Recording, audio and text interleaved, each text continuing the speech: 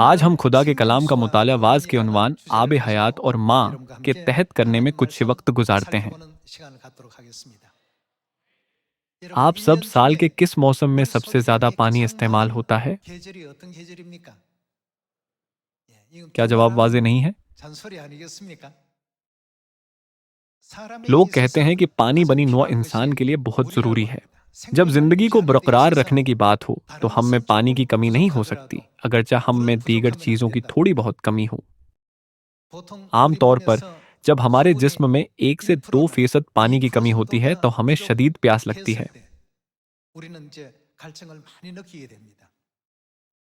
लोग कहते हैं कि अगर किसी शख्स में 12% पानी की कमी हो तो ये एक खतरनाक सूरत हाल बन जाती है जहां जान जा सकती है। इसकी वजह यह है कि हमारे जिस्म का 60% हिस्सा पानी से बना है। सिर्फ इस मालूमात से हम समझ सकते हैं कि हमारे लिए पानी कितना कीमती है। क्या हम नहीं समझ सकते? दूसरे अल्फाज में यह कहना मुबालगा आराई नहीं होगा कि पानी जिंदगी है। अगर जिस्मानी नुक्ते नज़र से ऐसा है तो हमारी रूहानी सूरत हाल के बारे में क्या ख्याल है? क्या हमने नहीं सीखा कि हमारे पास जो कुछ ज़मीन पर है वो आसमानी चीज़ों की नकल और अक्स है? तो फिर अगर जिस्मानी दुनिया में ऐसा है तो क्या होगा अगर रूहानी दुनिया में आब हयात की कमी है?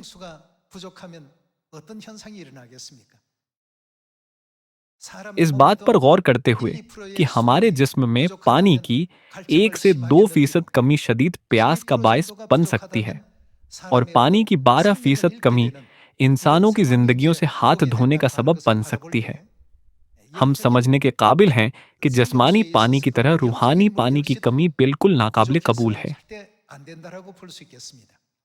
तो फिर हम एक एक करके किताब मुकद्दस की तालीमात का जायजा लेते हैं जिनकी रोशनी में तमाम बनी नौ इंसान को आब हयात हासिल करने के लिए रजू करना चाहिए। आए मुकाशफा की किताब बाब 22 आयत 17 पर एक नजर डालते हैं।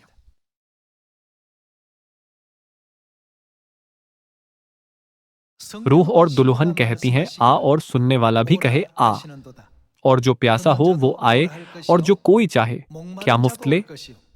आब हयात मुफ्त ले। यहाँ मुकाशफा बाब 22 आयत 17 से हम आज वाकई एक अहम तालीम दरियाफत कर सकते हैं। हमारी रूहानी प्यास बुझाने वाली अहम शख्सियात जाहिर होती हैं। वो कौन है?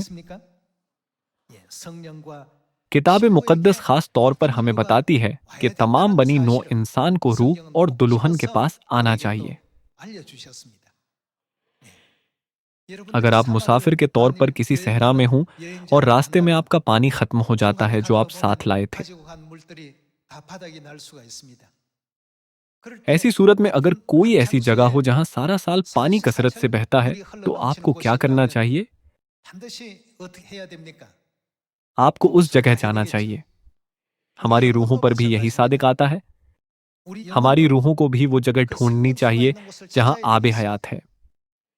किताब मुकद्दस की 66 किताबों की तालीमात हम पर उजागर करती हैं कि आब हयात रूह और दुल्हन के अंदर है और यूं तमाम बनी नू इंसान को उनके पास आना चाहिए। हमेशा की जिंदगी हासिल करने के लिए, आसमान की अब्दी बादशाही में दाखिल होने, गुनाहों की अब्दी माफ़ी हासिल करने और खुदा की बादशाही को मीरास में पाने के लिए हमें उस जगह को ढूंढना और वहां जाना है जहां रूह और दुल्हन है। ये किताब मुकद्दस की नबूवत और तालीम है।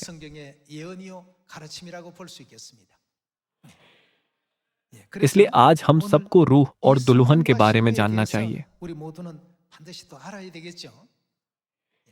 तस्लीस की सच्चाई के जरिए हम तस्दीक कर सकते हैं कि रूह खुदा बाप को जाहिर करता है। तो फिर रूह की दुल्हन कौन है? ये लिखा है, रूह और दुल्हन कहती हैं आ, और सुनने वाला भी कहे आ। और जो प्यासा हो वो आए, और जो कोई चाहे आब हयात मुफ्त ले।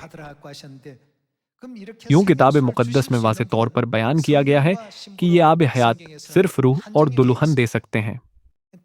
आए मुकाशफा बाब 21 खोलते हैं और देखते हैं कि रूह की दुल्हन कौन है जिसे तमाम बनी नो इंसान को ढूंढना चाहिए। हम मुकाशफा की किताब बाब 21 आयत 9 से देखते हैं। फिर उन 7 फरिश्तों में से जिनके पास 7 प्याले थे और वो पिछली 7 आफतों से भरे हुए थे, एक ने आकर मुझसे कहा, इधर आ, मैं तुझे दुल्हन यानी वो किसको दिखाएगा, बर्रा की बीवी दिखाऊं। बर्रा किसको जाहिर करता है? इससे मुराद मसीह की दूसरी आमद है। मैं तुझे दिखाऊं दुल्हन यानी बर्रा की बीवी दिखाऊं।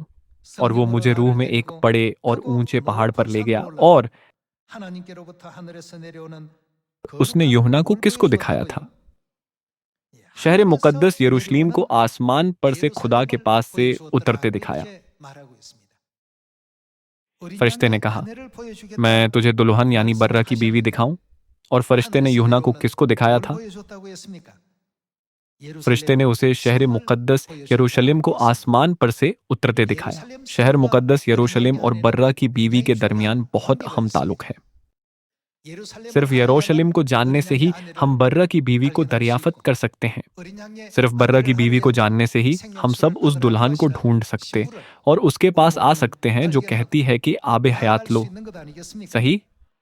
तो फिर आए गलतियों बाब 4 आयत 26 से देखते हैं कि आसमान से उतरता हुआ यरूशलेम किसको जाहिर करता है। गलतियों बाब 4 आयत 26 में यह लिखा है कि मगर आलमी बाला की यरूशलेम आजाद है और वही वो कौन है? हमारी माँ है। गलतियों बाब 4 आयत 26 की जुफ्फत आयत के मुताबिक आलम बाला की यरूशलेम दूसरे अल्फाज में आसमानी यरूशलेम आजाद है और वो कौन है? आखिरकार किताब मुकद्दस हम पर जाहिर करती है कि बर्रा की बीवी हमारी माँ है। दूसरे अल्फाज में किताब मुकद्दस का वो मंजर जहां रूह और दुल्हन तमाम बनी नो इंसान को आने और आबे हयात लेने की दावत देते हैं। किताब मुकद्दस की एक अहम तालीम है कि हर एक को रूह यानी हमारे आसमानी बाप और दुल्हन यानी हमारी आसमानी माँ को ढूंढना चाहिए। क्या ऐसा नहीं है? तो फिर चंद आयात को देखकर हम जायजा लेते हैं कि किताब मुकद्दस दुल्हन के बारे में कैसे नबूवत करती है जो हमारी आसमानी माँ है।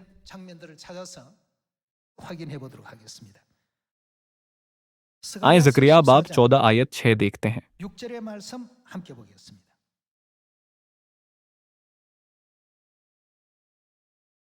और उस रोज रोशनी न होगी और अजरामे फलक छिप जाएंगे।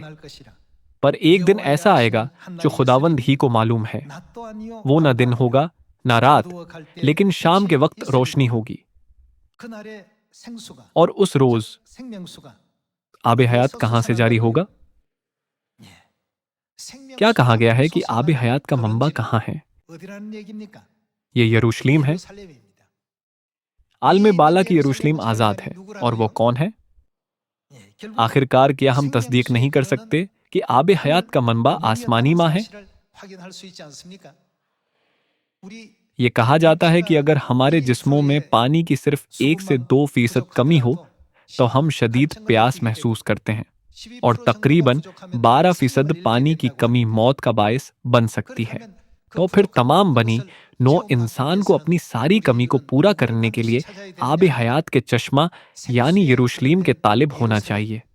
दूसरे अल्फाज में चूंकि आलम बाला की यरूशलेम आज़ाद है और वही हमारी माँ है, तो हमें अपनी माँ के मुतालिक किया करना चाहिए, हमें उन्हें ढूंढना चाहिए।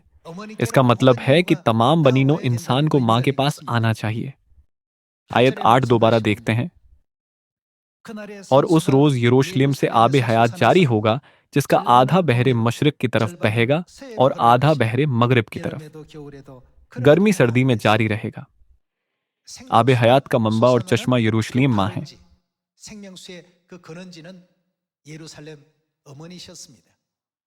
इसलिए तमाम बनीनू इंसान को माँ के तालिब होना चाहिए।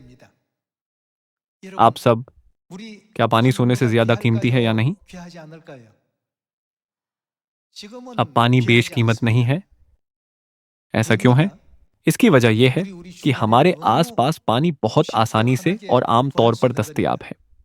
ताहम आए तरतीब को सहराई माहौल में बदलने पर गौर करते हैं। 1 या 2 महीने वीरान जमीन में रहने का तसव्वुर करें, जहां हर चीज बंजर है और घास का एक शाखा भी नहीं उगा।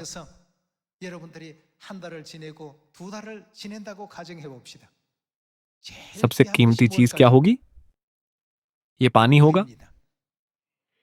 इसकी 거기에서는 वजह यह है 황금도 कि ऐसी जगह 생명을 पर सोना 대신할 수 जिंदगी की 없고 जगह नहीं ले सकता। 수많은 वसी इल्म 지식도 जिंदगी की 생명을 जगह नहीं 대신할 ले 수 없고 सकता। अजीम 수많은 कुव्वत जिंदगी की 권력도 जगह नहीं ले 생명을 सकती 대신할 수 और 없고 बेपनाह दौलत जिंदगी की 수많은 जगह नहीं ले 억만금의 सकती। 재물도 생명을 대신할 수 없는 것이기 때문입니다. 이 세상을 इस दुनिया में 살아가면서 रहते हुए हम कितनी 각박하고 बार तल्ख 또 और वीरान 험난한 माशरती 사회적 माहौल को 분위기를 देखते और 얼마나 우리가 महसूस करते 자주 हैं। 접하게 되고 느끼게 됩니까? 그럴 जब भी ऐसा 때마다 होता 우리는 है तो हम अपनी 영적인 रूहानी 목마름에 प्यास बुझाने के लिए तरसते हैं, 무언가를 लेकिन 갈구하죠. हम खुद को खोया 어디 हुआ पाते 가서 हैं, 얻어야 ये ना 할지 जानते हुए 방법을 찾지 कि इसे 못하고 कहाँ 있습니다. ढूंढें। 성경은 किताब 우리에게 मुकद्दस 그 उस 길을 राह पर 안내해 हमारी 주고 रहनुमाई 있습니다. करती है। 어디로 오라고요? ये हमें कहाँ 성령으로 आने को कहती है? 신부에게로 전부 오라고 했습니다. 예. ये लिखा 목마른 है, 자들, रूह और दुल्हन के 또 पास आओ। 갈증을 느끼는 자들, ये कहा गया 신앙이 है कि वो 상한 सब जो 자들 प्यासे हैं और 다 वो जो 와서 सूख रहे हैं और वो 평화와 जिनकी रूहें शिकस्ता 안식을 हैं, उन्हें 거기서 वहां 다 सुकून और 얻으라고 आराम 했습니다. पाना चाहिए। बाप और 아버지 माँ वो राह 하나님께서 मुहैया 그 करेंगे। 길을 제공해 주실 것입니다. इसीलिए 그래서 जकरिया बाब 14 스가랴 नबूवत करता है 14장에도 कि यरूशलेम वो मनबा है जहां से आब 생수가 हयात जारी होगा। 솟아나는 근원지가 바로 예루살렘이었다고 했습니다. 그 किताब 예루살렘은 मुकद्दस में 약된 जुफ्त आयात के 말씀을 जरिए 찾아서 बारीक बीनी 알아보니까 से जायजा लेने 어린 पर 양의 कि 날개고 यरूशलेम बर्रा की 또 बीवी 어린 और 양의 दुल्हन है, 신부이고 그 और यह 신부는 बर्रा की 바로 दुल्हन वही 계시록 दुल्हन है 22장에 जिसका जिक्र 기록되어 있는 मुकाशफा बाब 성령과 22 में रूह 신부라고 और 하시는 दुल्हन के नाम से किया 바로 गया है। 그 신부의 존재 इसलिए 생명수를 सिर्फ 없이 खुदा 나눠주는 रूह और खुदा 오직 दुल्हन जो 성령 कि खुदा 하나님과 माँ है, वो हैं 신부 जो 대신 बनी नो 어머니 इंसान को 하나님 आब हयात 외에는 मुफ्त दे 없다는 सकते 것이 हैं। ये 성경이 उस इहम 우리에게 नबूवत का 일러주시는 नतीजा है 가장 जो 중요한 किताब मुकद्दस हमें 예언을 सिखाती 얻은 है। 결과라고 이렇게 볼 수가 있겠습니다. 자, तो फिर 그러면 यरूशलेम 예루살렘 यानी 즉 खुदा माँ से बहने 어머니 वाला आब 하나님으로부터 हयात 나오는 तमाम 이 बनी नो 생명수는 इंसान पर क्या असर डाल 온 सकता है? 인류에게 어떤 영향을 미칠 수 있는가? आए हिस्की 예수의 आयल की 은사를 किताब से 한번 तस्दीक करते 확인해 हैं। 보도록 합시다. हिस्की एल 에스겔 बाब 47। 47장의 말씀입니다. आए 에스겔 हिस्की आयल बाब 47장 47 आयत 1 से 1절의 देखते हैं। 말씀 함께 보시겠습니다. फिर 그가 वो 나를 मुझे हैकल के 데리고 दरवाजा पर 전문에 वापस लाया, 이르시니 और क्या देखता 전의 हूँ कि 전대로 हैकल के 전 आस्ताना के 크기를 नीचे से पानी 성전을 मशरिक की 뜻하죠. तरफ। 예, 하나님의 성전의 그 전면이 동을 향하였는데 그 ये 동을 कहा गया 향한다는 है कि 것은 हैकल का सामना मशरिक 하나님의 की तरफ 보좌는 था। 우리 खीमा की सच्चाई का 성소문지를 मुताला 여러분 करें 보게 되면 तो खुदा का 반드시 तख्त मगरिब की 서편에 तरफ 있게 है। 되어 있습니다. खीमा 성소를 में से 지나서 गुजरता हुआ पाक तरीन 지성소 मकाम 방향 हमेशा मगरिब 자체가 की तरफ नस्ब होता है। 서편에 놓여 있게 되어 있습니다. 자, 그래서 इसलिए आपके लिए 여기 अच्छा होगा कि 여러분들이 इसे 좀 जहन में रखें 에스겔 और हिजकी 47장을 एल बाब 이해하는데 47 को 그 समझते 부분을 हुए इसका हवाला 참고하시고 दें। 보시면 좋겠습니다. हेगल का 성전의 सामना 문이 मशरिक की 동으로 तरफ था, 향하였는데 그 और 문지방 क्या बहता 밑에 था? 뭐가 나오더라고요? पानी हेकल 물이 की 나와 दहनी तरफ के नीचे से 통로로 मजबह की 흘러다가 जनूबी 저 जानिब से बहता 노편 था। 제단 आयत 2 की 한편으로 नबूवत पर एक नज़र 흘러내려요. डालते हैं।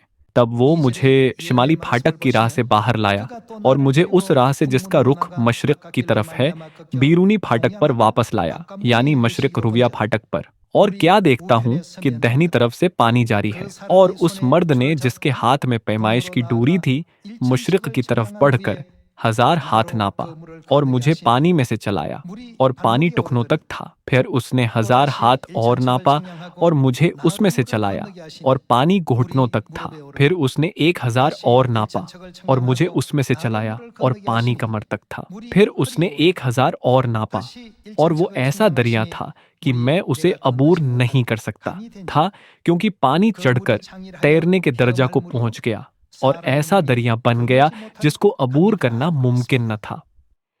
जैसा कि 성전은 आप अच्छी 여러분들이 तरह 잘 जानते हैं, 아시듯이 मकदस 악한 पाक मकाम और 성소와 पाक तरीन मकाम 미익한 में तकसीम किया गया 지성소로 है। 나뉘어져 있습니다. 근데 이 किताब 성경 मुकद्दस में ये दर्ज 기록 है 가운데 कि पानी 하나님의 खुदा के 성전에서 मकदस से 물이 निकल कर 나와서 बहता था, और 1000척을 1000 हाथ 청량하니 नापने पर 발목에 पानी 오르고 टखनों तक गहरा 또다시 था। 1000척을 청량하니 그 물이 1000 हाथ 무릎까지 और नापने पर 채우시고 पानी घुटनों तक गहरा था। 또다시 1000척을 청량해서 1000 हाथ 그러다 और 보니 नापने के 그 बाद 깊이가 उसकी गहराई 흐르도록 कमर तक पहुंची। 그다음 또 1,000척을 청량했더니 आखिरकार 1000 사람이 हाथ और 과연 नापने पर 그냥 ये 걸어서는 एक दरिया बन 건널 गया 수 없는 और इस कदर 아주 गहरा हो 깊고 गया 깊은 कि कोई उसे 강물이 चलकर अबूर 되었다라고 नहीं 했습니다. कर सकता था। 자, 이 मुकाशवा 강은 बाब 22 में इस दरिया को 요한계시록 आब हयात 22장에 के दरिया के 주님께 तौर पर 말씀을 बयान 보면 किया गया है। 생명수의 강이라고 이렇게 묘사가 되어 ना오는데요. आयत 성경에 6 में किताब 6절에 मुक़द्दस की 계속 नबूवत से 살펴보면 जारी रखते हैं। और 그가 उसने 내게 मुझसे 이르시되 कहा, ए 인자야 आदमजाद, 내가 क्या 이것을 तूने ये 보았느냐 देखा? 하시고 तब वो 나를 मुझे लाया 인도하여 और दरिया 강가에 के किनारा 들어가게 पर 하시니 वापस पहुंचाया। 내가 और 들어간 जब 적 मैं वापस आया 강 तो क्या 좌우편에 देखता हूं कि दरिया के 나무가 किनारे 심히 दोनों 많더라. तरफ बहुत से दरख्त 그가 हैं। 내게 इ르시되 तब 이 उसने 물이 मुझे फरमाया 북방으로 향하여 कि ये 흘러 पानी मशरकी 아라바로 इलाका की तरफ 내려가서 बहता है 바다에 और मैदान 이르리라. में से होकर 이 समुंदर में जा 흘러내리는 मिलता है 물로 और 그 समुंदर में 바닷물이 मिलते ही उसके 어떻게 पानी को। 되었다고요? ये कैसा होगा? 예, शीरीन 바닷물이 कर देगा। 소성함을 얻을지라. आयत 9, 9절입니다. 이 और यूं 강물이 होगा 이르는 कि यह काम 곳마다 कहाँ होता है, 어떤 जहाँ 역사가 कहीं ये 일어납니까? दरिया पहुंचेगा। हर 번성하는 एक चलने फिरने वाला 모든 जानदार, 생물이 उनके साथ क्या 어찌 होगा? 된다고 했습니까? वो जिंदा रहेगा। 살고라고 되어 있습니다. 예. 자, 이 दरिया ऐसी जगह 토지에 बहा गया जो पहले 소금만이 खारे 있어서 पानी की मौजूदगी की वजह 아무것도 से 할 수 बंजर 없는 थी, 이와 같은 जिससे 곳에 तमाम जानदार जिंदा 이제 हो 그 गए। 강물이 흘러 들어감으로 말미암아 모든 생물들이 이제 살아나기 시작했습니다. 생물이 살고 और मछलियों की 또 बड़ी कसरत 고기가 होगी क्योंकि ये 심히 पानी 많으니 वहां पहुंचा और 이 वो 물이 흘러 उसके साथ क्या 들어감으로 होता है? वो 바닷물이 शीरीन हो गया। 어찌 되었습니까? बस जहां कहीं ये 소성함을 दरिया 얻게 पहुंचेगा, 되고 हर चीज के 이 साथ 강이 क्या होगा? 일어난 각처에 ये जिंदगी 모든 बख्शेगा। 것이 어떻게 될 것이라고요? 살 것이며라고 했습니다. 예. वो 성소에서 पानी जो 흘러나오는 मकदस से 이와 निकलता है 같은 समंदर में जा 강물은 मिलता है। 바다로 흘러 들어가는데 क्या 바다는 मुकाशवा 계시록 बाब 17장 15절에 17 보면 आयत 15 में 인류 समंदर 사회라고 되어 있지 않습니까? उम्मतों, गर्वों, कौमों 인류 और 사회에 अहले ज़बानों को 어떤 जाहिर नहीं 제한된 करता? 영향을 इंसानी 미치는다고 माशरे पर इसके 봅니까? क्या खास इसरात मुर्तब 이제까지 होते हैं? ये 다 लिखा है कि 죽어 वो 있던 दुनिया जो अब 그 तक मुर्दा 세계가 थी, जिंदगी के जहान 생명의 में बदल 세계로 गई है। 변화된다라고 했습니다. 어떤 असर 것이 आब हयात से होता 영향력을 है जो 미쳤냐 मकदस में 하면 से निकलता है। 성소에서 흘러나오는 생명의 그 물이 말이죠.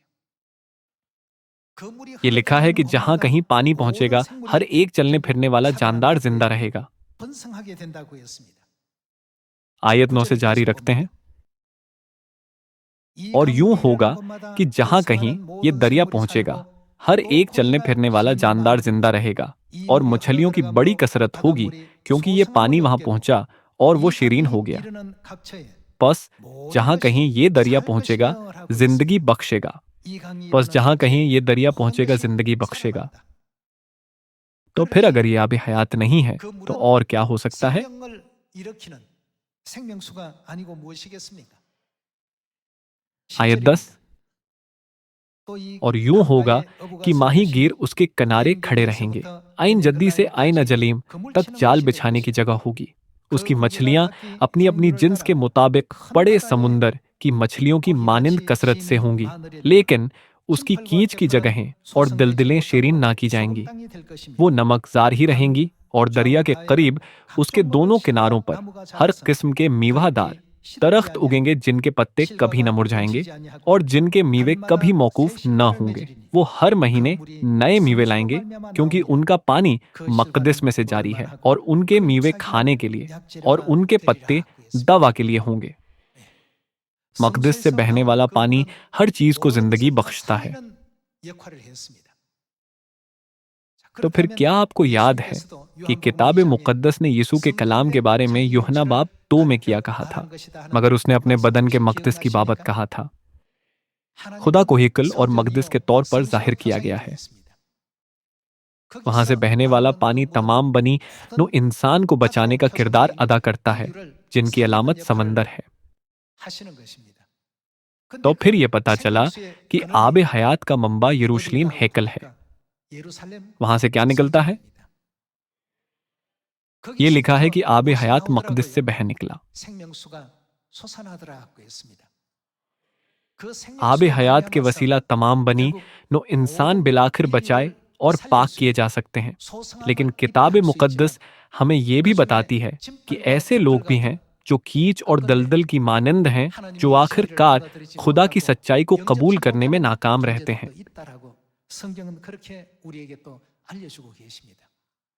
जब हम इन तमाम मनाज़िर पर गौर करें तो हम समझ सकते हैं कि मुकाशफा बाब 22 आयत 17 में रूह और दुल्हन क्यों कहते हैं।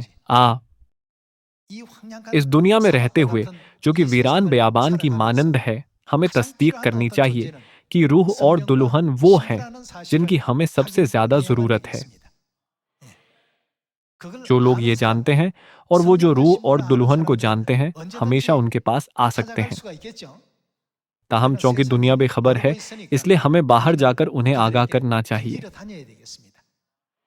वैसी बयाबान की मानंद इस दुनिया में रहते हुए आपको किस चीज की सबसे ज्यादा जरूरत है? क्या ये सोना है?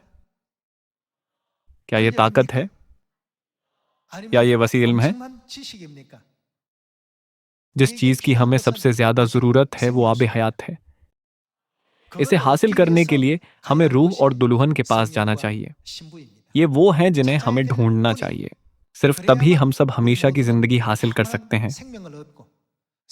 जिंदगी के बगैर दौलत क्या मानी रखती है?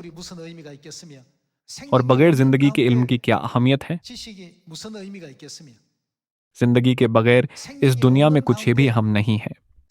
अगर कोई ऐसी चीज है जिसकी हमें सबसे पहले जरूरत है तो वो जिंदगी है।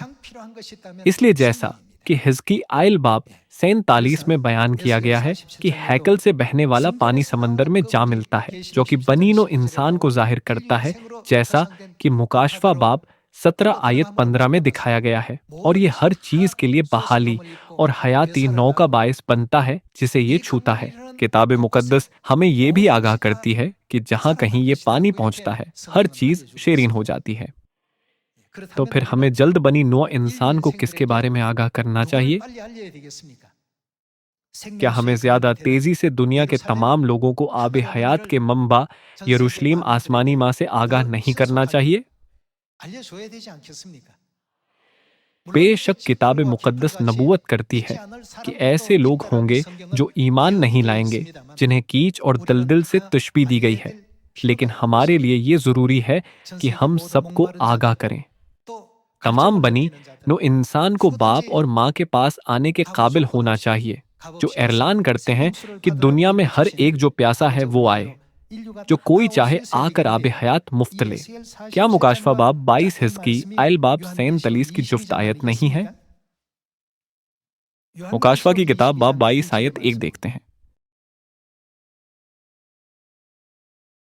फिर उसने मुझे बल्लूर की तरह चमकता हुआ आबे हयात का एक दरिया दिखाया, जो खुदा और बर्रा के तख्त से निकलकर उस शहर की सड़क के बीच में बहता था। और दरिया के वारापार जिंदगी का दरख्त था। उसमें 12 किस्म के फल आते थे और हर महीने में फलता था। जैसा कि हिजकी ऐल बाब 47 में दर्ज है, वही बात यहाँ दर्ज की गई है। उस दरख्त के पत्तों से कौमों को शिफा होती थी और फिर लानत ना होगी, और खुदा और बर्रा का तख्त उस शहर में होगा और उसके बंदे उसकी इबादत करेंगे और वो उसका मुंह देखेंगे और उसका नाम उनके माथों पर लिखा हुआ होगा। मुकाशफा बाब 22 में क्या कहा गया है कि आबे हयात कहां से बहता है? ये खुदा और बर्रा के तख्त से बहता है। आबे हयात खुदा के तख्त से बहता है। तो फिर खुदा का तख्त किसको जाहिर करता है?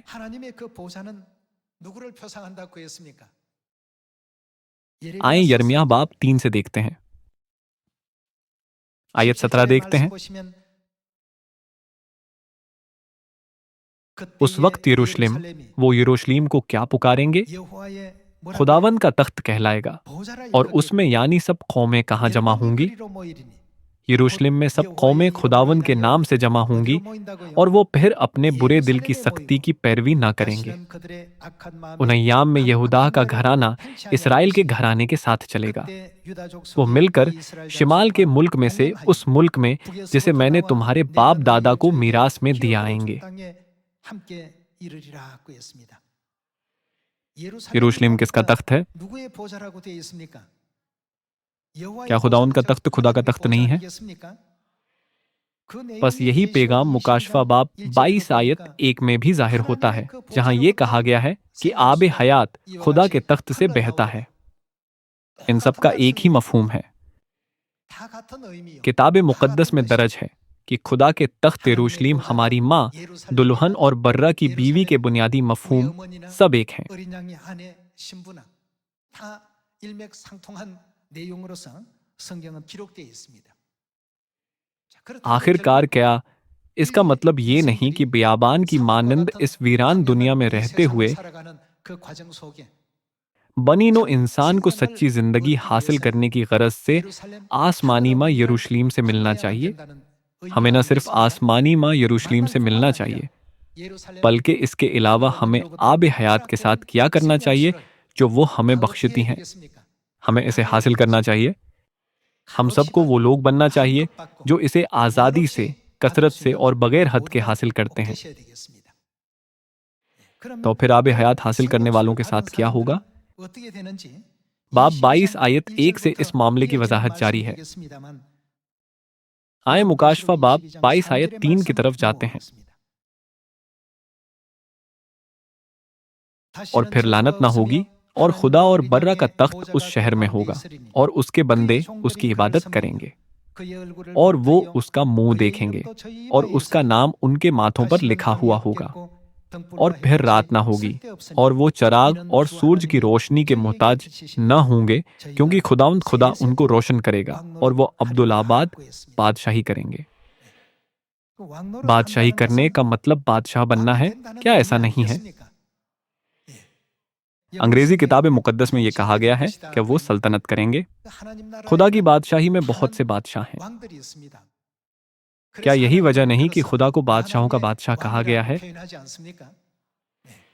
예루살렘 वो 하늘 जिन्होंने 어머니를 आसमानी माँ 영접하고 यरूशलेम को 하늘 कबूल 어머니에 किया 대한 है 믿음을 और उन 갖고 पर 있는 ईमान 이와 रखते 같은 हैं, ऐसे 사람들이라면 रुतबे पर कायम होंगे 하늘나라에서 कि वो आसमान पर 세세토록 बादशाहों के तौर पर 왕노릇할 수 있는 अब्दुलाबाद 이런 위치에 सल्तनत 이제 कर सकते हैं। 세운다는 뜻에서 मुकाशफा 22장 बाब 22 की 1절부터 आयत 1 से 5절까지 5 전부 तक सब एक दूसरे 연결되는 से मुंसलक हैं। 말씀이겠습니다. हर 저와 रोज 여러분들은 आपका और मेरा 아직도 सामना दुनिया में 하늘 ऐसे 아버지의 बेशुमार 하늘 लोगों से 어머니에 होता 대한 है जो अब 믿음을 तक 갖지 못하고 आसमानी 있는 बाप और 세상의 आसमानी 수많은 माँ पर 사람들을 ईमान नहीं रखते। 매일같이 만나고 있습니다. 매일같이 उनके लिए 만나는 जिनसे हम 그들에게 हर रोज 우리는 मिलते 이제 हैं, 다른 हमारे लिए 것보다도 किसी भी चीज से 이런 ज्यादा खुदा 하나님을 पर फख्र 찬양해야 करना जरूरी 되겠습니다. है। हमें 하나님을 खुदा के बारे 전하고 में मुनादी करनी और उन्हें 알려줘야 बताना 되겠습니다. चाहिए। 예. किसी को भी 누구라도 मुनादी करने से ना 주저하지 हिचकिचाएं। 말고 시온에는 हमें 아버지 पुरआतमादी से 하나님 ये कहना 어머니 चाहिए 하나님이 कि 계신 곳이니 चूंकि खुदा बाप और खुदा माँ 나오셔서 सियून में रहते हैं, तो 여러분들이 आएं 그동안 और 바라고 आसमान की 원하던 बादशाही में हमेशा 하늘나라의 की 영생의 जिंदगी की वो 축복을 बरकत हासिल 한껏 करें जिसकी आप 받아가시라고 आरजू और उम्मीद रखते 알려줄 수 हैं। 있는 여러분과 제가 꼭 되셔야 되겠습니다. जैसा 여러분들이 कि 잘 आप 알고 अच्छी 있는 तरह जानते हैं 알렉산더 कि 대왕이 सिकंदर आजम एक ऐसे 거의 बादशाह के तौर पर 백전백승하는 बहुत 그런 मशहूर है जिसने 왕으로 तकरीबन 아주 अपनी हर 유명합니다. जंग में फतह हासिल की थी। 어떤 हर वो 전쟁의 जंग 전투에 जो सिकंदर 임하더라도 आजम की फौज लड़ती 알렉산더 है 군대는 हमेशा फतहयाब 언제라도 होती थी। 승리를 얻게 हमें 되었던 तारीख में इसके कई 역사를 अंदराज 우리가 मिलते हैं। 살펴볼 수 있겠습니다. ताहम एक 엄청난 काबिल जिक्र मिसाल है कि 능력을 उन्हें फौजियों 잃어버린 का जबरदस्त 그런 नुकसान 일화가 उठाना पड़ा। 있습니다. जब 알렉산더 सिकंदर 대왕이 आजम ने सहरा को गद루시아라는 अबूर किया, 사막을 건너게 जिसे 되었을 때 गदरूसिया कहा जाता 그 है, तो उसने 사막에서 वहां अपनी 3분의 2 2나 तिहाई 되는 फौज गिनवा दी। 병력을 잃어버리게 됩니다. ये नुकसान 전쟁에서 जंग की वजह से नहीं था। 전투에서 क्या आप 잃어버린 जानते हैं कि 병사를 इसकी 잃은 게 वजह क्या 아니고 थी? 뭐가 없어서 잃게 됩니까? उनमें 물이 से 2 없어서 तिहाई पानी की 3분의 कमी के 2나 बायस मर गए थे। 죽게 됩니다. 그래서 बकिया 나머지 तीसरा 3분의 भी 1도 मौत के करीब थे। 죽음 직전에 있었는데 알렉산더 ताहम 대왕의 सिकंदर 아주 유명한 आजम के 그 मशहूर 말을 말이에요. अल्फाज, मैं आखिर तक तुमसे 나는 अपना मुकद्दर 끝까지 बांटूंगा ने सिपाहियों 그대들과 को 함께 ताकत 내 बख्शी। 운명을 함께 할 것이라는 그 말을 이제 통해서 병사들이 आखिर में वो बमुश्किल मौत 신이 से बच पाए 그 थे 죽음의 और सहराए गदरूसिया से 땅이었던 नकिले थे। 게드로시아 사막을 벗어났다는 그런 일화가 있죠. इसकी वजह 이게 पानी की 뭐가 कमी 없기 थी। 때문이었냐 하면 물이 없었기 때문입니다. ऐसा 굉장한 नहीं 어떤 था कि उनका 신형 सामना नए 무기를 지니고 हथियारों 있는 या 적을 खौफनाक 만났던 것도 राक्षसों 아니고 से, 엄청난 लेस दुश्मनों से 괴물들을 हुआ 만난 था, 것도 아니고 बल्कि 오직 महज 물이 पानी 없는 के बगैर माहौल में 환경에 रहना 그들이 उन्हें मौत की 있었다는 तरफ 것이 ले गया था। 그들을 죽음으로 몰아갔던 것이죠. मैं 오늘날 कहता 이 हूं 시대에도 कि सयून 우리 के 모두가 तमाम फर्जंद इस जमाना में इस सच्चाई को 생명수를 फैलाते 가지고 हुए 계시는 तमाम बनी नो इंसान 생명수의 को आब 근원이 हयात के 하늘 मंबा 어머니께로 यानी आसमानी 이름을 माँ के 다 पास ले 인도해서 जाएंगे, जिनके पास आब 저들에게도 हयात है, 영생과 ताकि वो 또 भी 복락과 हमेशा की 구원을 जिंदगी, 얻을 수 있도록 बरकत और निजात 널리 또 हासिल कर 전파하고 सकते हैं। 알리는 시온의 모든 자녀들이 되어 주실 것을 부탁드립니다. आए हम आसमानी माँ पर फख्र करें और हर एक को उनसे आगाह करें। हमें उन्हें माँ के बारे में सिखाना चाहिए। क्या यह हमारा फर्ज नहीं है? इसीलिए यशायाह बाब 62 नबूवत करता है कि हम आराम न करें, बल्कि सब कौमों को यरूशलेम के जलाल की मुनादी करें। इस उम्मीद से कि आप और मैं दोनों इस काम में शरीक होंगे और उस अब्दी जलाल को हासिल करेंगे जो सत्यारों की मानींद आसमान पर अब्दुल्लाबाद चमकता है। मैं आज का वाज खत्म करता हूँ। आपका बहुत शुक्रिया।